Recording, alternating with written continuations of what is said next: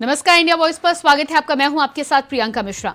2024 के लोकसभा चुनाव को देखते हुए समाजवादी पार्टी अब पीडीए के साथ ही ब्राह्मणों को भी साधने की रणनीति बना रही है, जिसके लिए सपा के द्वारा ब्राह्मण महासम्मेलन का आयोजन किया जा रहा है। मगर सपा के रास्ते में सबसे बड़ी अड़चन स्वामी प्रसाद मौर्य के बयान है, जिसने ब्राह्मण वर्ग को नाराज करने में अहम भूमिका निभाई है, जिसको लेकर आखिरकार सपा सुप्रीमो ने माना है कि उनकी खामोशी ने पार्टी को नुकसान पहुंचाया है। तो अब देखना यह होगा कि क्या अखिलेश स्वामी के साथ ही आने वाले समय में ब्राह्मणों को साधने की दिशा में आगे बढ़ पाते हैं या नहीं। तो आज सपा के ब्राह्मण कार्ड पर होगी बात, लेकिन उससे पहले देखिए एक रिपोर्ट। पूरे देश में लोकसभा चुनाव का माहौल है।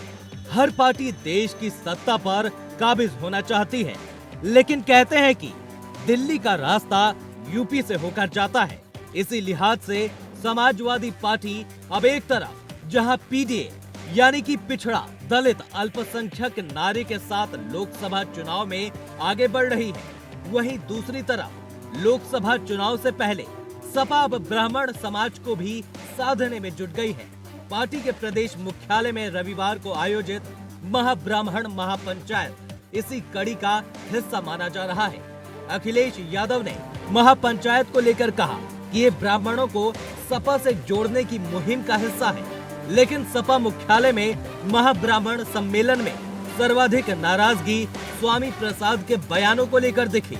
इस दौरान सपा मुखिया अखिलेश यादव को भी मानना पड़ा कि स्वामी प्रसाद मौर्य हिंदू धर्म और ब्राह्मणों के खिलाफ गलत बोलते हैं और उनको ऐसा नहीं करना चाहिए। ऐसे में ये भी माना जा रहा है कि अखिलेश यादव को देर से ही सही, लेकिन समझ आया है कि स्वामी प्रसाद मौर्य के बयान और उस पर उनकी खामोशी कहीं न कहीं ब्राह्मण वोट बैंक को कमजोर कर रही है।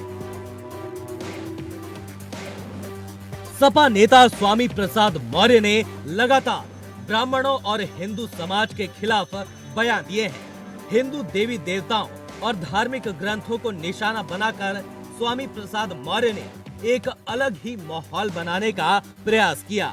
ऐसा माना गया कि इससे सपा दलित समाज को जोड़ने में कामयाब हो जाएगी। बद्रीनाथ धाम हो या रामचरितमानस विवाद हो या फिर राम मंदिर पर दिया गया बयान, स्वामी प्रसाद मौर्य के बयानों ने हिंदू वर्ग को आक्रोशित किया है। इसके अलावा साधु संतों को लेकर दिए गए उनके बयान से भी आक्रोश बढ़ा है। लोगों ने कहा कि स्वामी के बयानों से सपा को लगातार नुकसान हो रहा है। पार्टी को 2022 के विधानसभा चुनाव में सबसे बड़ा नुकसान स्वामी प्रसाद के बयानों से हुआ है। वहीं दूसरी तरफ अखिलेश यादव की इस सहमति ने बीजेपी को बोलने का मौका दे दिया है। बीजेपी शुरू से ही स्वामी प्रसाद के इस तरह से बयानों को अखिलेश का समर्थन करार देती आई है। हो न हो, एक बात तो साफ है कि स्वामी प्रसाद के बयानों का दुष्प्रभाव अखिलेश यादव को भले ही देर से समझ आया हो, लेकिन अखिलेश की नसीहत कितना असर लाती है, ये तो स्वामी प्रसाद के अगले बयान के बाद ही साफ हो पाएगा। Bureau report, India voice. Samajwadi party के महासचिव श्रीमान स्वामी प्रसाद मौर्य द्वारा जिस तरह से लगातार सनातन धर्म के खिलाफ, सनातन धर्म के मान बिंदुओं के खिलाफ अपमानजनक टिप्पणी की गई, उससे सनातन धर्मी बहुत ही आहत है और आक्रोशित है। श्रीमान अखिलेश यादव जी द्वारा जो कल ब्राह्मण सम्मेलन में सवाल पूछे जाने पर यह कहा गया कि वो इस पे रोक लगाएंगे और किसी धर्म पर टिप्पणी नहीं की जानी चाहिए, यह मुझे लगता है कि उस फेस शेपिंग के लिए उन्होंने की, क्योंकि 2024 का लोकसभा चुनाव सामने है और जिस तरह से उनकी मौन स्वीकृति रही, लगातार ये एजेंडा स्वामी प्रसाद मौर्य चलाते रहे और वो मौन साधे रहे, ये अपने आप में इस बात का प्रमाण है कि उन वोट की राजनीति के चलते उनकी मौन स्वीकृति इसके लिए थी। तो जिस तरह से समाजवादी पार्टी या पीडीए के साथ ही साथ ब्राह्मणों को भी साधने के लिए ब्राह्मण महासम्मेलन कराने जा रही है, ऐसे में देखना होगा कि एक तरफ ब्राह्मणों को साधने की कवायद समाजवादी पार्टी के द्वारा की जा रही है, तो दूसरी तरफ स्वामी प्रसाद मौर्य को रोकने के लिए क्या कुछ जुगत समाजवादी पार्टी और सपा सुप्रीमो अखिलेश के द्वारा लगाई जाती है, क्योंकि जिस तरह से लगातार स्वामी प्रसाद मौर्य के बयानों ने ब्राह्मण वर्ग को आहत करने का काम किया है, कहीं ना कहीं उन्हें आक्रोशित और नाराज करने का काम किया है, ऐसे में कहीं ना कहीं डैमेज कंट्रोल करने के लिए जो तमाम कार्यक्रम किया जा रहा है, महाब्राह्मण महापंचायत का आयोजन किया जा रहा है, इसमें कितनी संख्या में ब्राह्मणों का समर्थन मिलता है ये तो आने वाला समय ही बताता है। और साथ ही साथ कहीं ना कहीं सपा सुप्रीमो अखिलेश यादव को इसके लिए रणनीति के साथ ही साथ आगे के बयानों पर भी अपना कंट्रोल साधना होगा, क्योंकि स्वामी प्रसाद मौर्य के बयान ही आगे तय करेंगे कि ब्राह्मण वर्ग समाजवादी पार्टी के साथ जुड़ पाता है या नहीं।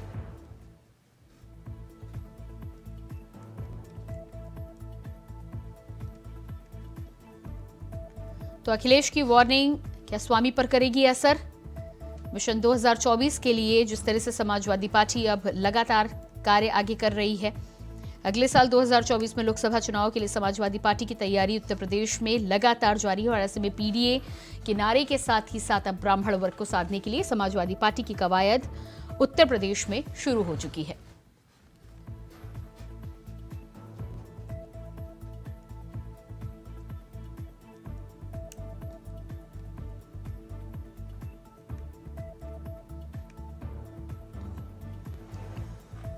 तो जिस तरह से महाब्राह्मण महापंचायत का आयोजन दिसंबर में समाजवादी पार्टी के द्वारा किया जा रहा है, इसमें अलग अलग क्षेत्र के ब्राह्मणों को साधने के लिए कोशिश समाजवादी पार्टी सपा सुप्रीमो अखिलेश यादव के द्वारा की जा रही है। लेकिन सबसे बड़ी बात यहां पर यह है कि एक तरफ तो महाब्राह्मण महापंचायत और दूसरी तरफ स्वामी प्रसाद मौर्य के वो तमाम बयान जो लोगों के जहन में लगातार बने हुए हैं और एक के बाद एक जिस तरह से स्वामी प्रसाद मौर्य के बयान लगातार आते रहे हैं, काफी आलोचना के बाद भी सपा सुप्रीमो अखिलेश यादव की चुप्पी भी इस पर एक बड़ा सवाल है।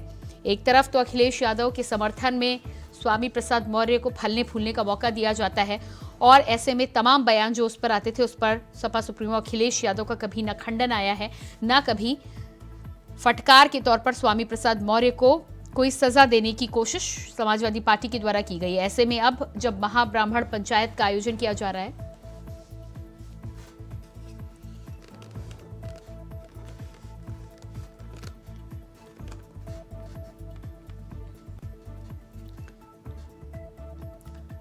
तो आज समाजवादी पार्टी के ब्राह्मण कार्ड पर हम करेंगे चर्चा। हमारे साथ कैप्टन आई सिंह भदौरिया जी, प्रवक्ता बीजेपी से जुड़ चुके हैं, बहुत स्वागत है आपका। इसके अलावा एसके दुबे जी, समाजवादी पार्टी के प्रवक्ता हमारे साथ जुड़ चुके हैं, आपका भी बहुत बहुत स्वागत है। और आरबी उपाध्याय जी, वरिष्ठ पत्रकार हमारे साथ जुड़ चुके हैं, आपका भी बहुत बहुत स्वागत है।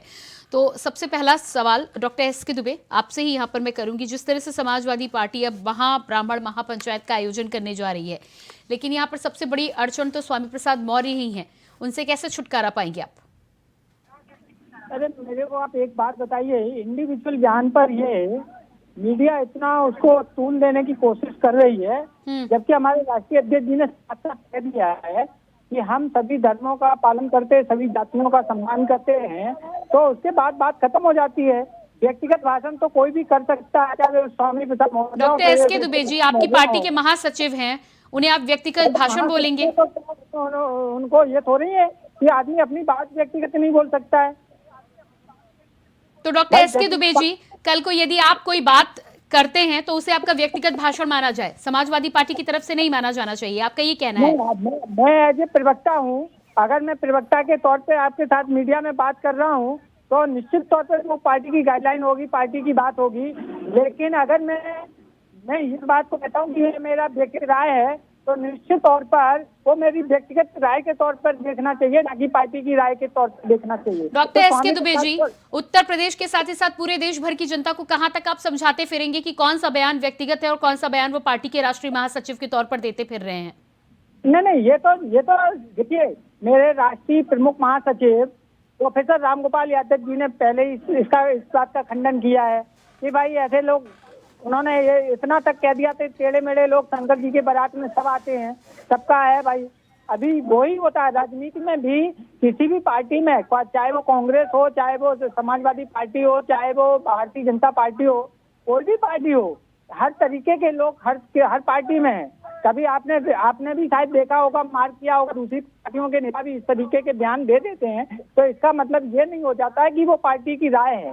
ठीक ना? है एसके दुबे जी, आपकी पार्टी है, आपकी पार्टी का अनुशासन है, लेकिन जिस तरह से पब्लिक फिगर हैं, एक पार्टी को रिप्रेजेंट करते हैं, ऐसे में यदि कोई इस तरह का बयान आता है जो आपके वोट बैंक को लेकर एक विशेष वर्ग को आहत करता है, तो उसकी जिम्मेदारी आपकी पार्टी, आपके नेता और आपकी पार्टी के हर कार्यकर्ता की होनी चाहिए। हालांकि आप ये जिम्मेदारी माने या ना माने, ये आपके ऊपर है। मैं आपके पास आऊंगी, हमारे साथ कैप्टन आई सिंह भदौरिया जी भी बने हुए हैं और आरबी उपाध्याय जी भी हैं। Captain I Singh Bhadauria ji, SK Dubey ji का साफ कहना है कि स्वामी प्रसाद मौर्य के जो तमाम बयान है वो उनके व्यक्तिगत बयान है, लेकिन आप बताइए जनता कैसे अलग कर पाएगी कि कौन से व्यक्तिगत बयान है और इनको पार्टी की विचारधारा के साथ जोड़ना चाहिए या नहीं? देखिए प्रियंका जी, सत्यता तो यह है कि समाजवादी पार्टी ने आज से नहीं, शुरू से ही हिंदुत्व और हिंदू धर्म का और सनातन विरोधी रहे हैं। मौर्य ने पहली बार इस तरह के स्टेटमेंट नहीं दिए हैं, बार बार देते हैं, मगर ये लोग कह देते हैं कि उनका व्यक्तिगत बयान है। तो ये एक आपकी पार्टी का जो महासचिव है और वो इस तरह के बार बार स्टेटमेंट दे रहा है, और अखिलेश यादव उसके ऊपर एक शब्द भी नहीं कहते, चुप बैठे रहते, मुंह नहीं खोलते। तो कहीं ना कहीं इनकी पार्टी की ये साजिश है कि मौर्य के माध्यम हम हिंदू धर्म का, सनातन का, ब्राह्मणों का, इनका हम विरोध कराएं, इन और मुसलमानों को खुश करें। सोच इनकी इसके पीछे ये है कि मुस्लिमों, जब तक हम हिंदू विरोध नहीं करेंगे, ब्राह्मणों का अपमान नहीं करेंगे, हिंदुओं का अपमान नहीं करेंगे, रामलला का अपमान नहीं करेंगे, तब तक हमें मुसलमान खुश नहीं होगा, हमें वोट नहीं मिलेगा। तो ये मुसलमानों को खुश करने के लिए ये हिंदुत्व विरोधी बन चुके हैं।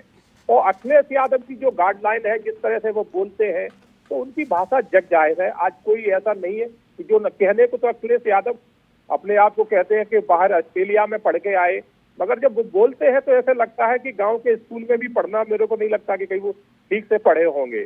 तो जब उनके राष्ट्रीय नेता की इस तरह की पहचान, इस तरह की छवि है, बोलने का आचरण उनका इस तरह का है, तो फिर समाजवादी के प्रवक्ता भी ऐसा ही बोलेंगे, उनके महासचिव भी यही बोलेंगे। अगर पहली बार अगर मौर्य ने इस तरह का स्टेटमेंट दिया होता तो मान लेते हैं कि उनका बयान व्यक्तिगत बयान हो सकता है, मगर वो बार बार कहते हैं। वही मौर्य है प्रियंका जी, आपने देखा होगा, इन्होंने कहा था कि राम पत्नियों को इन्होंने रोड पे चलवाया था, राम तो बोले काल्पनिक है, राम तो थे ही नहीं। ये मौर्य ने बार बार प्रभु राम को गालियां दी हैं, उससे सनातन पूरा इनसे नाराज हो चुका है। अब ये भले ही कोशिश करते रहे, इनके साथ अब मुस्लिम भी नहीं है, मुस्लिम भी समझ चुका है कि ये सिर्फ हमें बरगला के हमारा वोट हासिल करना चाहते हैं। अखिलेश यादव 5 साल सरकार में रहे, आपने देखा था उत्तर प्रदेश का क्या हाल था। अतीक अहमद, मुख्तार अंसारी, कितने को नाम गिलाऊं, खुलेआम गुंडागर्दी, वसूली और माफियागिरी, रोडों पे कब्जा, लोगों की जमीनों पे कब्जा, सरकारी जमीनों पे कब्जा, डेली मर्डर। ठीक है आरबी उपाध्याय जी हमारे साथ हैं, मैं आती हूँ आपके पास में। आरबी उपाध्याय जी, स्वामी प्रसाद मौर्य के बयान और सपा, इन दोनों को आप अलग अलग करके देख सकते हैं क्या? देखिए, जब भी किसी नेता के बयान से पार्टी को किनारा करना होता है तो कोई भी पॉलिटिकल पार्टी हो, वो कहती है उनका पर्सनल बयान है। अरे पर्सनल कहाँ, जब एक सार्वजनिक जीवन में आप हैं और किसी पॉलिटिकल पार्टी के साथ के संवैधानिक पद पर हैं, तो फिर पर्सनल चीजें भी कहीं ना कहीं पार्टी की हो जाती हैं, आप उसमें सहमत हो या ना हो। जिस तरीके के बयान आ रहे हैं उससे साफ लगता है कि समाजवादी पार्टी का बर्दहस्त कहीं ना कहीं उनके ऊपर है। और किसी न किसी, देखिए बयान आता है तो वो भी ऐसे ही नहीं आता प्रियंका, एक स्ट्रेटेजी के तहत आता है जी। उन्हें छूट दी जाती है कि ठीक है बोलिए, आगे कहीं ना कहीं हमें फायदा होगा। अब ये फायदा और नुकसान तो वक्त बताता है, लेकिन जब भी कोई इस तरह के बयान आते हैं तो एक वर्ग विशेष या जाति विशेष जब आहत होती है, और पर्टिकुलर जब मैं ब्राह्मण की बात करूं तो ब्राह्मण वर्ग देखिए बुद्धिजीवी वर्ग में आता है, और वो भले ही कम संख्या में हो लेकिन एक माहौल बनाने का काम करता है। यानी बहुत सारे लोगों को वो एजुकेट करता है कि भी कहाँ गलत है, कहाँ सही है, किसको वोट करना चाहिए। जी, ऐसे में समाजवादी पार्टी का ये जो महाब्राह्मण महापंचायत हो रही है, इसको क्या आने वाले समय में आप इसका फायदा समाजवादी पार्टी को होता देख पा रहे हैं कि नहीं?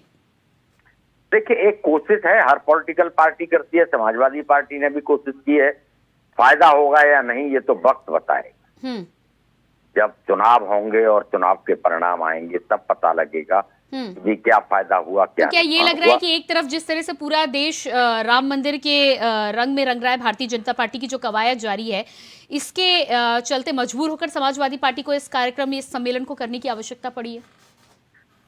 देखिए, ये भी माना जा सकता है, विधानसभा का चुनाव माना जा सकता है कि जिस तरह के वांछित परिणाम आने चाहिए तो उस तरह के परिणाम नहीं मिले, और एक तरफ जो पार्टी सत्ता में रही हो उत्तर प्रदेश जैसे बड़े प्रदेश में, और उसके बाद जो हस्त्र है उसका, उससे तो आम आदमी पार्टी ने इतने कम समय में देखा एक राष्ट्रीय पार्टी का दर्जा प्राप्त कर लिया, लेकिन समाजवादी पार्टी आज भी एक क्षेत्रीय पार्टी के रूप में ही जानी जाती है।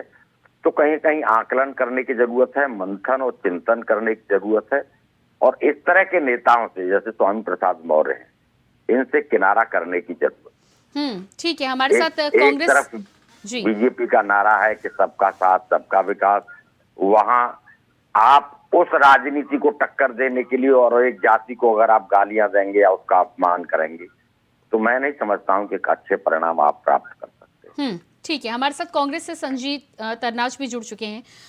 संजीत जी, जिस तरह से समाजवादी पार्टी उत्तर प्रदेश में लगातार अपनी पकड़ बनाने में लगी हुई है और महाब्राह्मण महापंचायत का आयोजन किया जा रहा है, इसको लेकर आपका क्या कहना है? क्योंकि उत्तर प्रदेश में समाजवादी पार्टी जिस तरह से लगातार तैयारी कर रही है इंडिया गठबंधन के लिए, क्या आपको लगता है कि आपको और ज्यादा त्याग देने की जरूरत पड़ सकती है उत्तर प्रदेश में? देखिए, जिस बयान को लेकर के चर्चा की जा रही है और जिस बयान को लेकर के डिबेट की गई है, मैं कहता हूं कि ये बड़ा दुर्भाग्यपूर्ण बयान है और अखिलेश जी को इसके ऊपर कड़ी से कड़ी कार्रवाई करनी चाहिए। क्योंकि अगर हम देखेंगे तो पहले भी ऐसे कई बयान आ चुके हैं और अखिलेश जी को इस बार तो उनके ऊपर सख्त से सख्त कार्रवाई करनी चाहिए। पर दूसरी तरफ जिस तरीके से भारतीय जनता पार्टी के प्रवक्ता डॉक्टर IC भदौरिया जी बैठे हुए थे और वो जिस तरीके से बोल रहे थे, तो मैं इनको भी याद कराना चाहता हूं कि पार्लियामेंट के अंदर इन्हीं के माननीय सांसद थे जिन्होंने दिनेश अली जी को किस तरीके से कड़े इस तरीकों का शब्दों का इस्तेमाल किया था, जिस तरीके का शब्दों का इस्तेमाल हम सुनना भी पसंद नहीं करते हैं। तो ऐसी पार्टी जिसके खुद के सांसद हैं जो उनके ऊपर वो खुद ही कार्रवाई नहीं कर सकते, मैं इनसे पूछना चाहता हूँ कि इन्होंने जो इनके रमेश भदौरी जी जो सांसद है दक्षिणी दिल्ली से, उनके ऊपर अब तक क्या कार्रवाई करी? उनको नोटिस दिया गया, उस नोटिस का अब तक क्या हुआ? तो ऐसी पार्टी जो अपने ही नेताओं के ऊपर कोई कार्रवाई नहीं करती है, उनको बाहर आकर के ये नहीं बोलना चाहिए कि इन्होंने कार्रवाई नहीं की। ठीक है संजीत तरनाज जी, मैं जवाब आपसे जरूर लूंगी, लेकिन डॉक्टर SK दुबे जी, आप ही के सहयोगी ये कह रहे हैं कि चुप्पी नहीं साधनी चाहिए, अब तक इस पर कोई ना कोई कार्रवाई होनी चाहिए थी, क्या कहना है इस पर आपका? नहीं, कार्रवाई आप फिर वही बात है, अगर कोई व्यक्तिगत आदमी वो करता है, हाँ, जिस दिन पानी सिर से ऊपर निकल जाएगा तो कार्रवाई नहीं। SK दुबे जी, एक बात सुनिए ना, संजीत तरनाज जी आई सिंह भदौरिया जी से ये पूछ रहे हैं कि क्या कार्रवाई हुई, नोटिस के बाद अब तक क्या हुआ, तो वो तो आपके ऊपर भी लागू होता है ना, वो यदि सवाल पूछ रहे हैं तो क्या आप उससे इतर हैं क्या? फिर वो जो हुआ वो संसद के अंदर की बात है, ठीक है ना, संसद के अंदर किस तरीके की भाषा, इसीलिए वहाँ संसदीय भाषा साफ लिखा है कि आप संसदीय भाषा का उपयोग करिए, वो ध्यान रखिए। लेकिन संसद के बाहर आदमी बोल सकता है भाई, अभी उनको आप कैसे रोकेंगे? संसद के बाहर आप कुछ भी बोल सकते हैं, आप ये कहना चाह रहे हैं? देखिए, इसी तरह के बयान तो होते हैं, फिर बढ़ावा देते हैं ना SK दुबे जी। पहले मेरी बात सुनिए, जिस वक्त ऐसा पार्टी को या राष्ट्रीय टीम को ऐसा लगेगा कि आप स्वामी प्रसाद मौर्य ने सारी हदें पार कर दी हैं, तो निश्चित तौर पर स्वामी प्रसाद मौर्य के खिलाफ कार्रवाई होगी। मैं एज ए प्रवक्ता बोल रहा हूँ, मैं इस बात को दावों के साथ कह सकता हूँ कि स्वामी प्रसाद मौर्य, आप अगर कितने भी बड़े नेता हों, अगर उन्होंने लाइन क्रॉस की तो उनके भी खिलाफ पार्टी कार्रवाई करेगी, चाहे मैं हूँ, चाहे छोटा सा कार्यकर्ता हो, चाहे स्वामी प्रसाद मौर्य हो, XYZ कोई भी हो। क्या पार्टी की नहीं, तो SK दुबे जी, ये लाइन कौन खींचेगा? क्योंकि इतने बयान आने के बाद में बार बार एक वर्ग विशेष को आहत करने के बाद में आपकी पार्टी की तरफ से तो ऐसा कोई आशा दिख नहीं रही है कि वो लाइन आगे खींचने की कोशिश करेंगे। कितने और बयानों का आप इंतजार करेंगे, आप बताएं। मैंने अभी आपको बताया कि प्रोफेसर साहब ने भी बोला है, हमारे राष्ट्रीय अध्यक्ष जी ने भी बोला है, हमारे राष्ट्रीय महासचिव शिवपाल सिंह जी ने भी बोला है, हमारे अन्य नेताओं ने भी बोला है।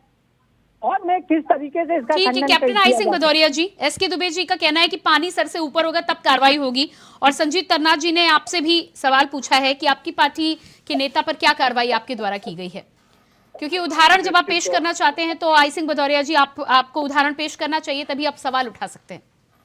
निश्चित तौर पे प्रियंका जी, मैंने जो है ना, जब विदुड़ी जी ने अगर कुछ कहा था तो पार्टी ने तुरंत आके स्टेटमेंट दिया था कि मैं उनके स्टेट और बयान पे बिल्कुल सहमत नहीं हूँ, उन्होंने जो कहा है गलत कहा है, तुरंत स्टेटमेंट दे दिया गया था, और हमारे गृह मंत्री ने भी स्टेटमेंट दिया था। मगर स्वामी प्रसाद जब कुछ भी कहते हैं, इनकी पार्टी का एक भी बड़ा नेता अखिलेश भी मुंह नहीं खोलते, मुंह बंद करके बैठे रहते हैं। तो कहीं ना कहीं इनकी राय है कि आप इस तरह का बोलो। अगर वो गलत बार बार पहली बार कह रहे हो तो चलता है, बार बार कह रहे हो तो रामचरित्र मानस को ही उन्होंने गलत बता दिया, ब्राह्मणों को गालियां दे रहे, हिंदू सनातन को गालियां दे रहे।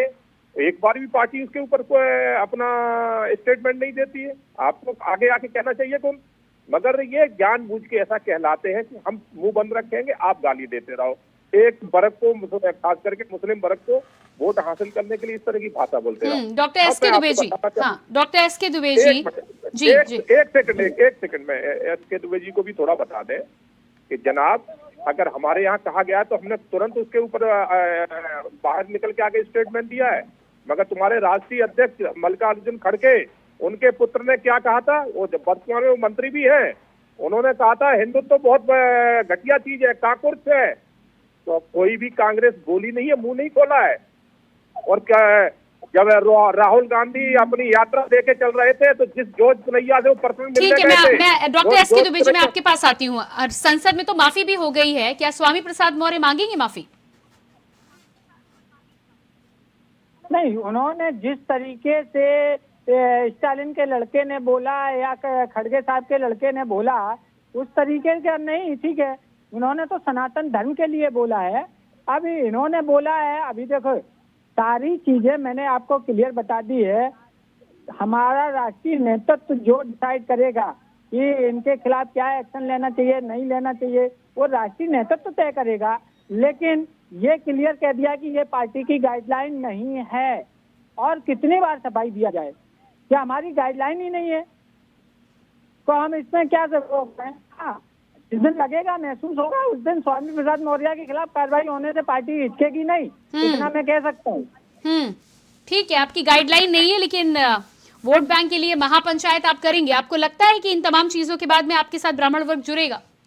नहीं, तो महापंचायत तो हर पार्टी कर रही है अपने अपने अलग अलग जातियों के लिए। तो समाजवादी ने पार्टी ने कर दिया तो कौन सा पाप कर दिया भाई? समाजवादी पार्टी को भी अधिकार है कि हम भी सम्मेलन करें, हम भी लोगों को बुलाएं, हम भी लोगों से बातचीत करें। दूसरी पार्टी करे तो अच्छा, समाजवादी पार्टी करे तो खराब। तो ये तो सिस्टम चलेगा ना। ठीक है, वो आपकी पार्टी की विचारधारा है। आप कह रहे हैं कि ठीक है, अभी पानी सर से ऊपर नहीं आया है, तो ठीक है, इंतजार किया जाएगा, देखना ही होगा कि आपके साथ वो वर्ग आता भी है जिससे आप साधने की कोशिश करें या नहीं। आप सभी का मैं बहुत बहुत धन्यवाद देना चाहूंगी। Captain I Singh Bhadauria ji, Sanjeev ji, SK Dubey ji और आरबी उपाध्याय जी, आप सभी का बहुत बहुत धन्यवाद। तो जिस तरह से आज हम यहाँ पर बातचीत कर रहे थे 2024 के चुनाव से पहले पीडीए के साथ ही साथ समाजवादी पार्टी महाब्राह्मण महापंचायत का आयोजन कर रही है। अब देखना ये होगा कि स्वामी प्रसाद मौर्य के बयानों के बाद क्या वर्ग विशेष समाजवादी पार्टी के साथ जुड़ने के लिए सामने आता है या नहीं। फिलहाल हमारे इस खास कार्यक्रम में इतना ही। खबरों के लिए बने रहिए इंडिया वॉइस के साथ। नमस्कार।